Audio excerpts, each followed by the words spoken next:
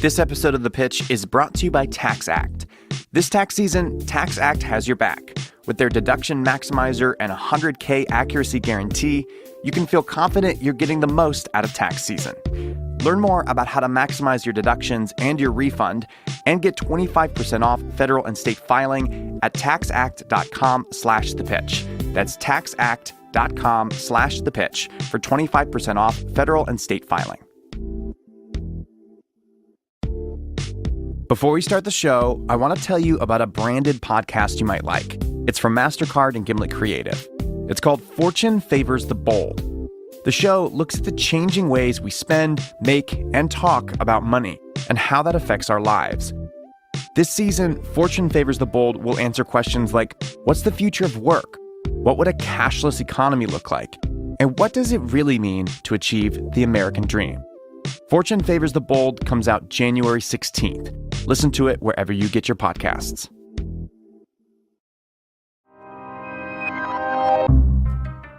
I'm Josh Muccio, and from Gimlet Media, this is The Pitch, where real entrepreneurs pitch to real investors.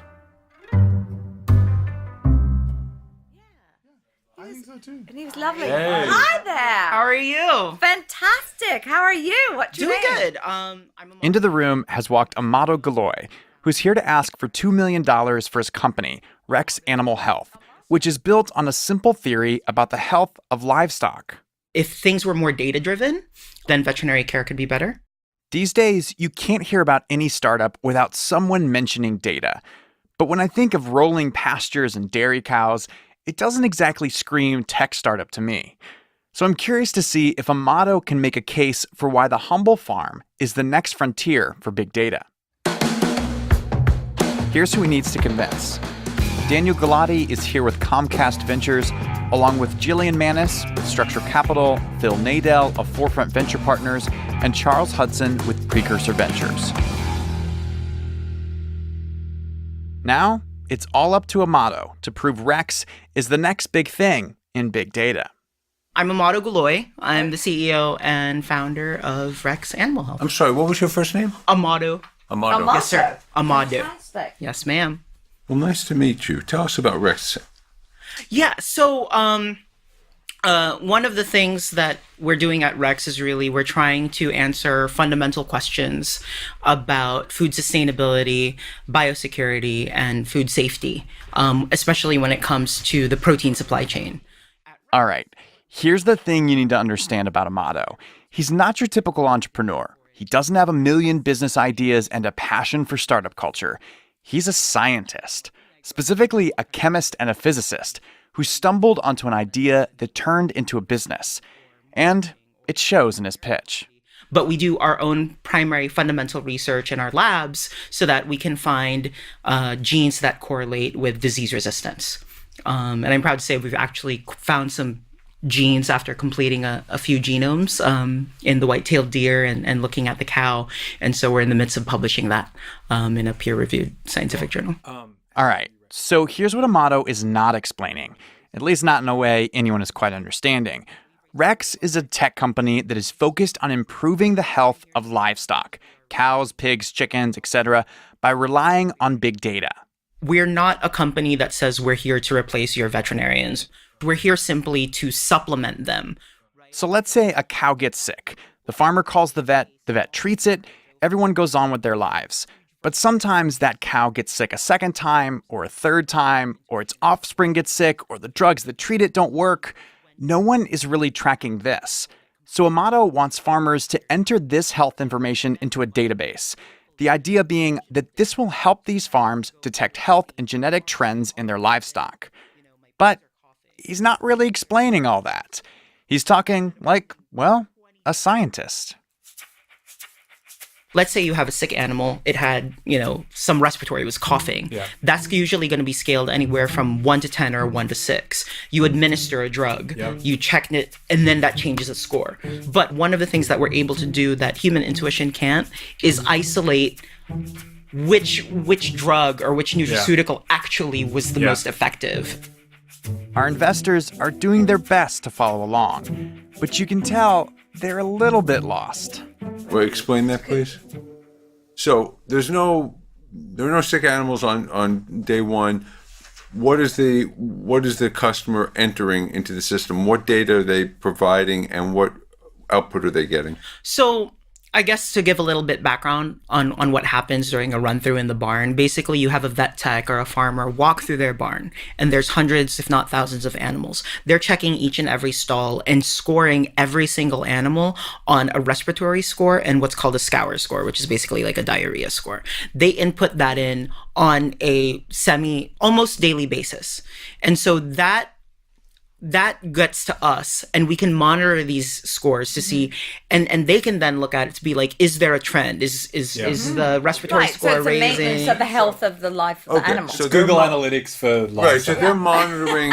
What you're doing is you're taking these daily scores or almost daily scores that the vet tech is giving the herd, and then you're standardizing the data. You're putting up into the dashboard so you can see it, they can see it.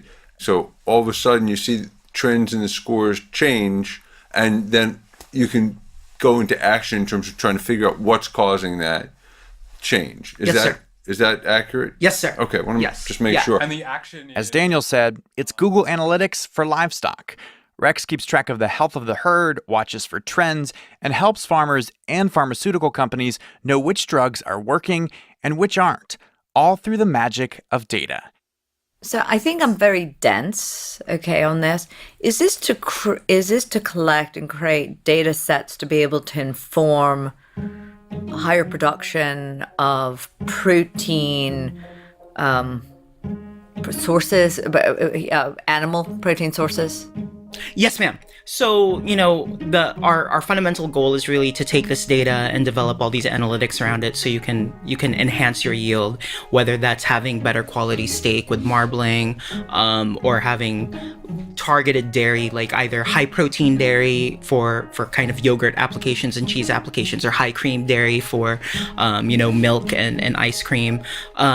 But also combining that to also better manage disease in the herd, because when you look at animal health in general, the United States is one of the most advanced agricultural economies in the world. We still have at least one endemic or epidemic in the herd every year, and that grossly affects things to the GDP. If you look in 2015, there was a new emerging virus called PED, porcine epidemic diarrhea. Never been seen before. It wiped out piglets like that. And when you look at kind of how fast bird flu is mutating in all different regions, Yes. And that's mad huge cow danger. disease Years ago. years ago. Yes, ma'am. Do you remember that? The I mad remember cow Mad disease? Cow, I do. Right? Amato is starting to speak the investor's language. He's saying livestock farms are businesses, and these health epidemics, mad cow disease or bird flu or whatever, they threaten these businesses. By gathering data on the health of these animals, Rex can reduce the risk of disease, improve the treatment of health problems, and ultimately deliver more of those animals from farm to table. I'll just give you a use case of something that we did. So there were chickens, right? And there was a high incidence of really bad bacterial infection that they basically had to kill these chickens and turkey. And they were looking at the different drugs, and unfortunately a lot of these drugs weren't working because these were antibiotic resistant bacteria. So we took a step back and looked at the data in total. We were like, wait a minute, this population is not really having these infections, but this population is. What else was different? Then we kind of realized that the ones that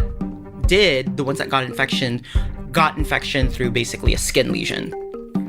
Long story short, we basically found out like it was a genetic effect, and those chickens that had that deficiency were prone to this skin condition, and that's what got infected. I wish we'd started with it. I wish we'd started with this story. Yes. I wish we'd started with this story. You're Not sorry. Totally get it. Now I That's feel it. like I totally get it. Phew. Don't ever underestimate the power of a story, even if the story has to do with bacterial infections in chickens. So at last, the investors are all on the same page. They get Rex, why it exists, what it does, and now they're ready to do what they do best: start poking holes in the business. So I'm worried about the data entry, to tell you a piece, because you're talking about farmers, you're talking about country vets, you're talking about that. It seems very I don't know. Can you explain a little bit about that? Because I would think that that's something you're going to have to, that's not part of their behavior. So with respect to the data entry, that is part of their behavior. One of the things that a lot of these vertically integrated farms and even vets who go to small farms do is they'll literally hire DVM students, veterinary students, to turn those paper records and just do data entry as okay. there. Good So to that's know. part, and that's a behavior that's always been there. Okay, What we're good. able to do is remove kind of that necessity to do kind of that data entry, so that way all the students and even the veterinarians can just get to the analysis. More sophisticated than I thought. Yes, ma'am. We've been working on this for Yes. a little bit. So Yes. It may surprise you to learn that the investors don't spend a lot of time on livestock farms. But yeah, these farms have sophisticated data gathering practices in place. So Amato isn't trying to change anyone's behavior. He just figures if farms are already gathering data on their livestock, wouldn't they want to learn more from that data? How much are you charging for the product? So when it comes to our business model, we do two things, right? So we're a data company, right, that builds data products. So for a livestock producer that only wants to look at their data, they don't care about understanding anyone else's, we actually only charge them upfront costs on the server. Which is? It depends on how much data there is, right? Like, Give me a sort of a it's range. basically like $1,000 or less. And that's a cost recovery. That's not. There's no margin on that. There's no margin on that. The reason we do that, though, is because when we take in the raw data, our contract turns that raw data, any derivative product of that data is ours, and we can do whatever we want with it. Yeah. Now, all that data is really valuable to other verticals in the animal health industry, particularly biopharma. They need that data because they don't have it. And that's where we make a lot more of our money, because they'll try to get it from the livestock producers, but even when they do get it, they can't make sense of it. And are you working with those guys? Yes, today? We're working with some very large pharmaceutical companies. like For us, it was bang for our buck to go for the biggest players first. Yeah. And then kind of trickle down all the smaller ones, because really data's our currency, right? Okay. And their access is different than the local farmers' access, right? So they're It's- getting data across the board. Because from- they're paying far more. I mean, Right, that's of what course. they They've want. got to be 7-figure deals. Yeah. That's great. This is like...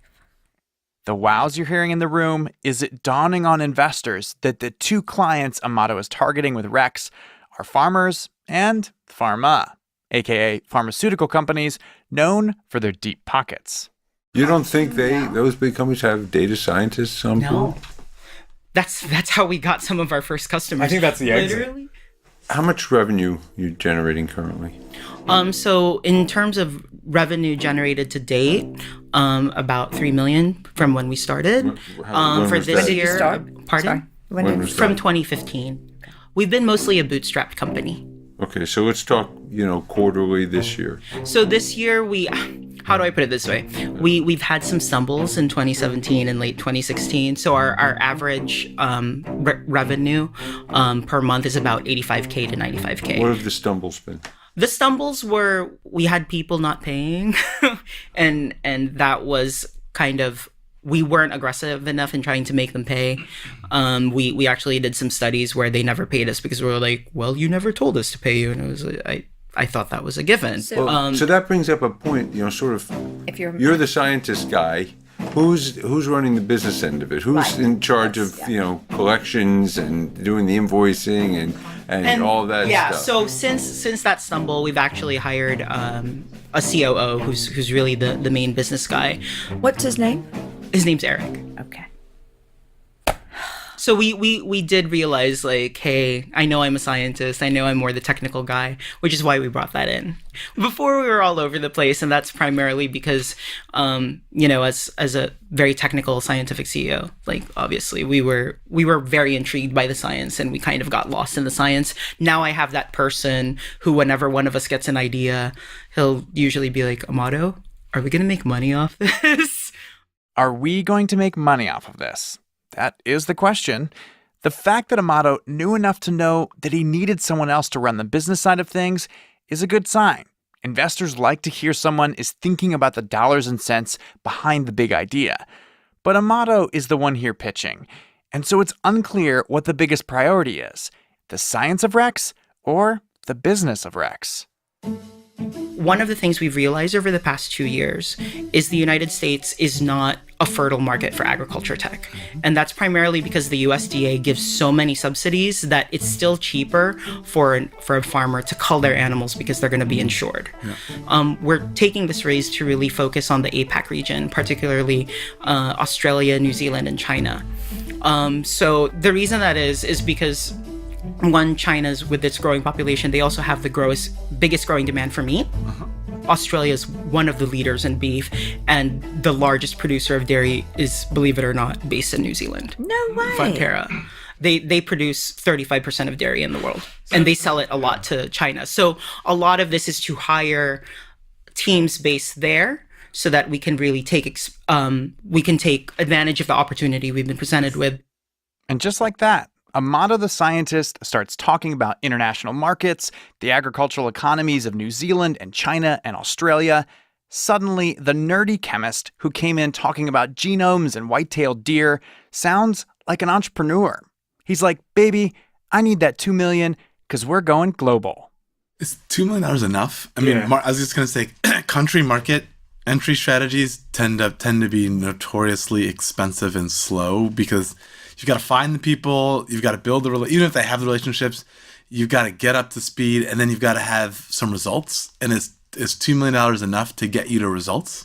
We already have relationships with some of these really big customers, and they've already pretty much put in LOIs to say, hey, if you can do this, this is how much we'll pay, based on the LOIs that we have, should take us to another level in terms of revenue, and then we can raise again in a Series A. That's why it's at $2 million. Okay. Well, I've digested a lot. Has everybody? Yes, I've learned a lot. I've learned a lot. It's decision time. First up, Phil. So, I like what you're doing. I think it's very interesting. I don't have any background in this, and so this is challenging for me to sort of wrap my head around. I don't know the space. I don't know the competition. May I say something? No. Okay. No, go ahead. All right. Go ahead. So, Phil?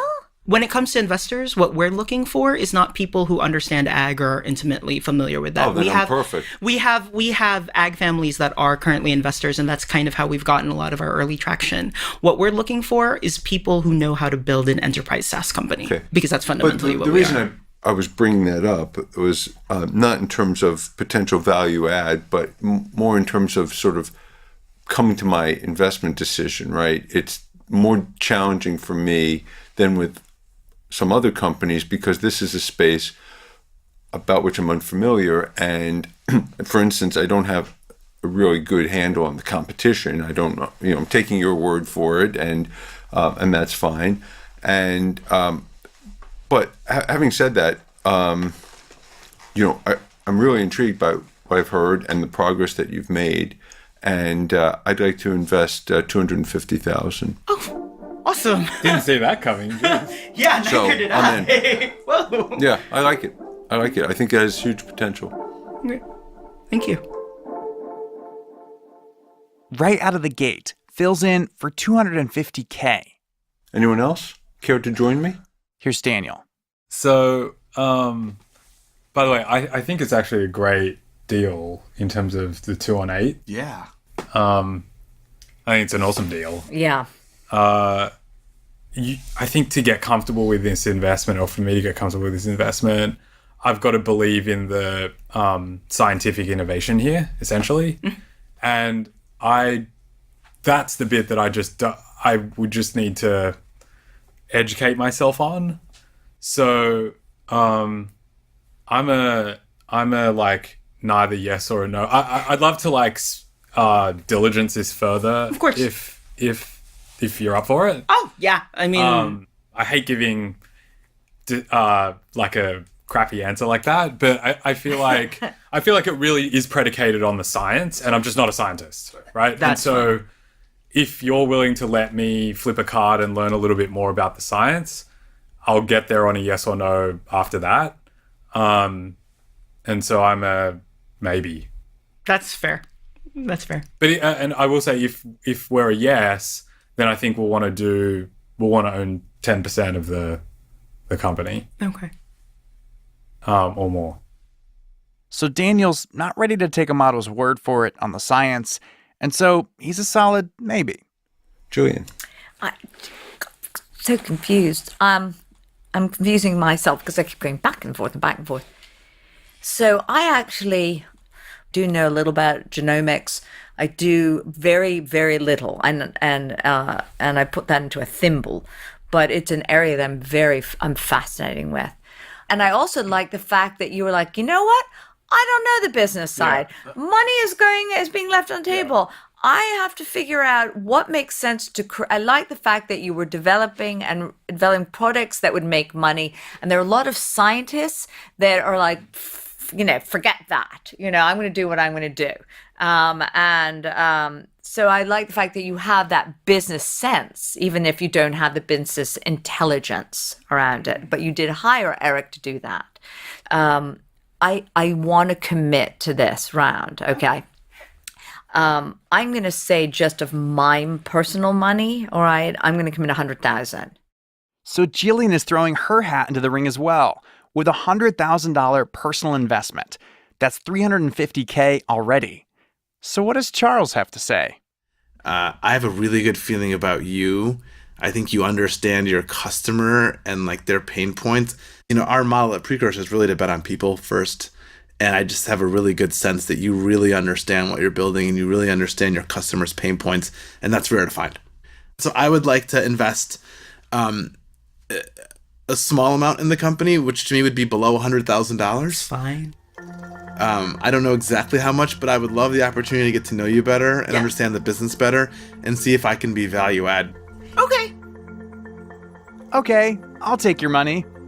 After racking up 3 yeses and 1 strong maybe, Amato looks pretty pleased. Okay, fantastic. Okay, thank you so much. Thank you. Awesome, man. Thank See you. again. Thank you. Thank you. After Amato walks out of the room, investors dig in to why this deal seemed like a no-brainer. You Guys just throwing us, just writing checks, just throwing it in there. I have to say that if I really liked him. Yeah. If what he is communicating is true, Then it's and great. I have Then it's no great. doubt It's huge. that it is, Then it's great. huge. That's the like thing. huge. And by the way, It's a great I deal would, too. and that's another as an investor would be to talk to him about the exit of this, because I think that he is going to get to a point where people are going to want to buy this, and But at a 10 post, like yeah, you could see a very clear path to completely. But See, I'm or okay is with he gonna that. hold on to If it? he gets a 10x exit in 18 months, Yeah. I'm okay with that. That's a that's a sass. I'll take that all day. I could see, yeah. And I'll tell you, I would agree not with have you. said yes if he hadn't hired Eric already. Yes, I agree Because with you. you Me made too. that point, and I think it's very important. I mean, he acknowledges he's I a agree. scientist, right? He's not the guy to run the business. Yes. And when he said he was having problems, okay, he did something to rectify it. When we come back, I call up Amato and hear just how hard it can be to be a scientist in the world of business.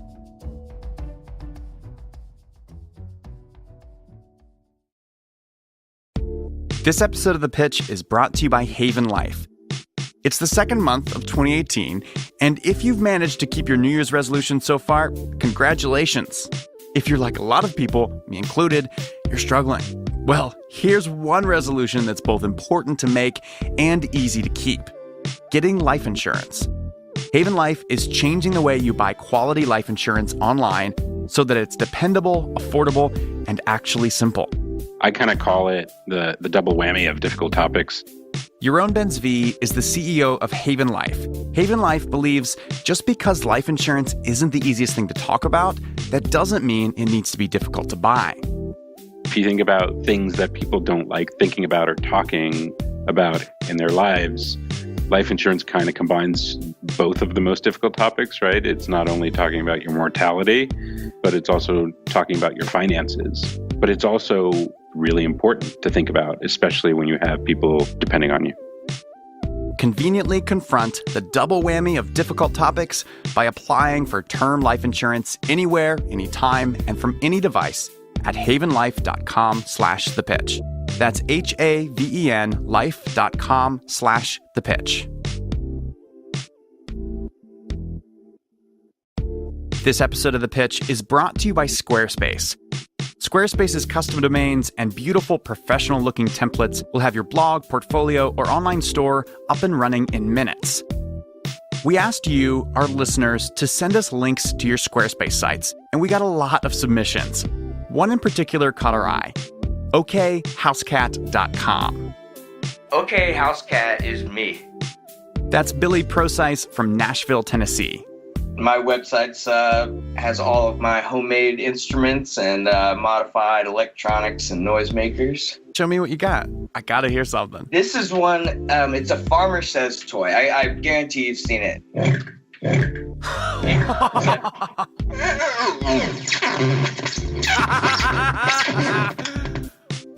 You can use a Squarespace site for anything.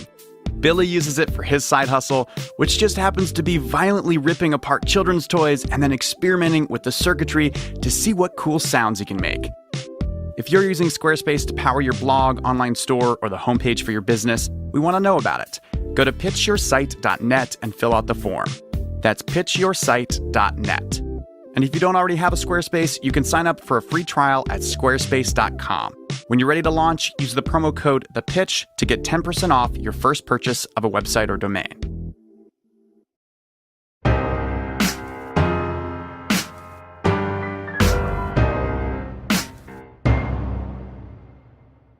Welcome back.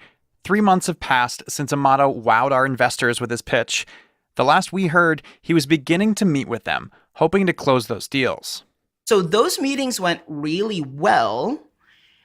And the ironic thing is, in the end, I mean, Daniel just said, I don't understand the market. And it made sense for me because it was like, hey, Comcast Ventures is mostly a consumer-focused fund. So I could understand that. What was surprising was just a few weeks ago, near the start of the year, as I was kind of working on closing things with Charles and Phil, I'm like, hey, Jillian, happy new year, blah, blah, blah. Like, are you still interested? And then literally I got an email that was like, yeah, I just don't understand the space. I'm going to pass. So that was a bit of a disappointment. I see. So things were progressing with Phil and Charles, but Daniel passed, and then Jillian suddenly dropped out of the deal? Yeah. And I actually kind of went through a little existential, like, oh my God, I suck as a CEO. I can't raise worth shit, right? Like, but sorry, I don't know if I could say that word. You totally you can. You can bleep that out. But in the end, I was still kind of going through this ennui, this malaise, as it were. And one of my investors just randomly called yesterday. Literally yesterday, he was like, hey, how you doing? And I was vulnerable with him. I was like, I feel incompetent. And he was like, look, like, you guys are about to enter year 4 of being in existence. You haven't failed yet. Most companies fail by the time you're doing it. And he's like, you've been continuing doing what you're doing, whether you get fundraised or not.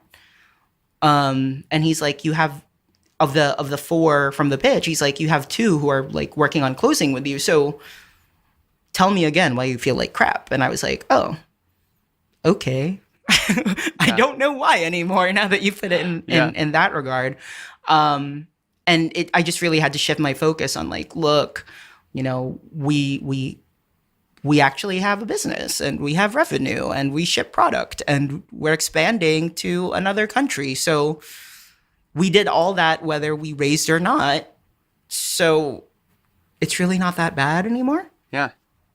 No, that's good. That's good to hear, because I think getting no's and running into disappointment along the way is just like, it's so much a part of a founder's journey at so many different stages. Even when like everything looks great, but behind the scenes, like everything's not great, and like you have your ups and downs. So, but like, don't forget what you're doing is really hard. I think my phone call with my investor really put it best. He was like, look, Amato, there is a small universe of people who actually legitimately understand what you do and understand the true value of what you guys are doing. But, people know there's going to be something here. I think as a scientist, I mean, they said it on the pitch too. They're like, you have no idea how to pitch really your business, but you know the science. And so, maybe in a way that kind of builds trust and legitimacy, because I'm not trying to fill people full of BS. Yeah. Right? It's just like, this is what we do. That's some pretty impressive self-awareness. Well, it's not like we didn't get anything, right? Like, we're closing with Charles and Phil. Right, so and I wanted to talk about that. Yeah. 2 out of 4 still ain't bad. Yeah. So you're close. So what's the status of the round? Like, you were raising $2 million seed round. Like, right now, how is that going? Charles and Phil have been super helpful. Phil has been introducing us to other investors, like ag investors that he knows. And Charles has taken a look at my deck, and, we're about to sit together and be like, here's everything wrong with your deck and how you should frame it for investors. Because I knew that was my weakness, right? So I asked them, like, you guys are professionals. How do I make this more appealing? Yeah. And so they're being really helpful on that front. And so even there, like, the check isn't closed, but they're still introducing me to others, and they're like, hey, here's how, better frame the story so an investor can get it, which is really useful. Yeah. In closing out the round. Like, we just have to find others to close it, and Phil and Charles are doing what they can to help us finish the round. Got it. Okay, so you have to have the full 2 million, all the parties arranged, right? And then everybody signs term sheets and sends the money. Like, you don't want this coming in tranches. Like, you just want to, like, this is the closing date. It's all happening here. Like, you're kind of working up to that. Yeah. But I mean, this sounds like really good news, right? Like, things are going well. Yeah, no, it's actually, it's fun. Like, being able to continue to do what we do. And I'm Asian American, and it's one of those, like, I don't want to have disappointed Asian father, right? But these past couple years have been really humbling, and no matter what happens, we'll still be able to do it, right? Like, that's why I started a company. It was not really to get fame or fortune. I was like, hey, this is an interesting problem. I get to science the shit out of stuff and have fun doing it. So did you say science the shit out of stuff? Oh yeah. That's kind of our motto in our lab, is let's science the shit out of this.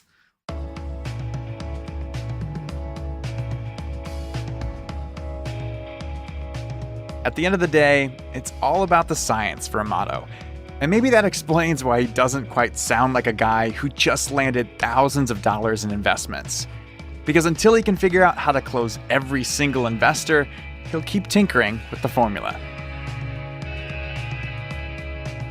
We have a question for you. This whole big data thing, it sounds like a pretty ambiguous concept, and it kind of came out of nowhere. Big data is this groundswell, fueled by this ever-connected world that we now live in.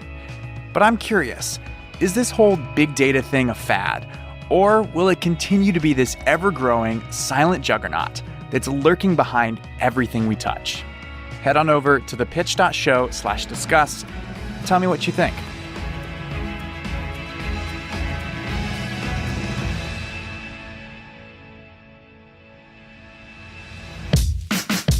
Our show is produced by me, Josh Muccio, Kareem Maddox, and Molly Donahue. We are edited by Devin Taylor. We're mixed by Enoch Kim. Original music composed by The Musemaker and Bobby Lord. Our theme music is by Breakmaster Cylinder. Lisa Muccio plans our recording events, and thanks to Samira Sohail for her reporting on this episode. Amato applied to be on our show. Interested founders can apply at thepitch.show/apply. As a reminder, no offer to invest is being made to or solicited from the listening audience on today's show. All right, you've been listening to The Pitch from Gimlet Media. See you next week.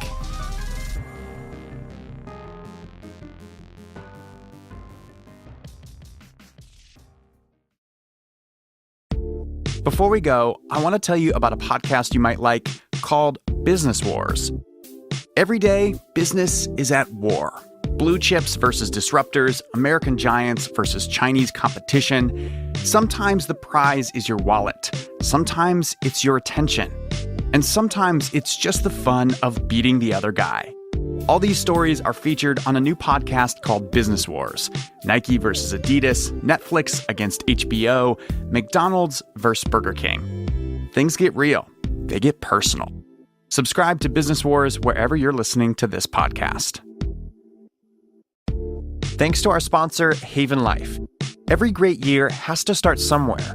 Begin yours by easily applying for affordable term life insurance issued by MassMutual at havenlife.com/thepitch. That's HAVEN life.com/thepitch. Thanks to our sponsor, Squarespace. Share your business's Squarespace website with us at pitchyoursite.net and fill out the form. That's pitchyoursite.net. And if you don't already have Squarespace, you can sign up for a free trial at squarespace.com. When you're ready to launch, use the offer code THEPITCH to get 10% off your first purchase of a website or domain. It's a very privileged position. Is it? Us. Yes, it's the anchor of the whole show. It's great. No, it's not. Well, you go last then. I don't want to go last. Okay. I like going. I don't want to second go. last. I don't want to go first or second. I like going second to last. I don't give a rat's ass. Yeah, neither do I.